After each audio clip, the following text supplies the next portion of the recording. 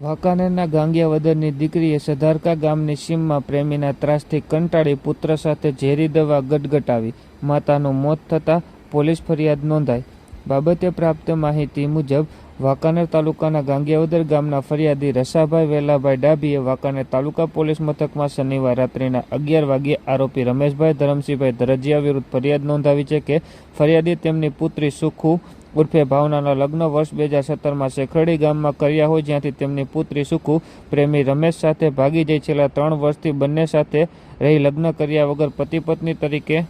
રહેતા હોય। દરમિયાન સુખુએ 2 વર્ષ પહેલાં પુત્ર કાર્તિકને જન્મ આપ્યો હતો, જેમાં છેલ્લા 3 વર્ષથી આરોપી રમેશ ફરિયાદીની દીકરીને અવારનવાર દુઃખ ત્રાસ આપી ઝઘડાઓ કરી પરેશાન કરતો હોય, જેનાથી કંટાળી જઈ ગઈકાલ શનિવારે સધારકા ગામની સીમમાં ફરિયાદીની દીકરીએ પોતે અને તેના પોહાલસોયા પુત્ર કાર્તિકને ઝેરી દવા પીવડાવી આપઘાત કરવાનો પ્રયાસ કરતા ફરિયાદીની દીકરીનું અવસાન થયું હતું, જ્યારે પુત્ર કાર્તિકને સારવાર માટે મોરબીની ખાનગી હોસ્પિટલમાં ખસેડવામાં આવ્યો હોય, જેથી હાલ આ બનાવમાં વાંકાનેર તાલુકા પોલીસ ટીમ દ્વારા આરોપી રમેશ વિરુદ્ધ મહિલાને મરવા મજબૂર કરવા સબબ ગુનો નોંધી બનાવમાં વધુ તપાસ શરૂ કરી છે।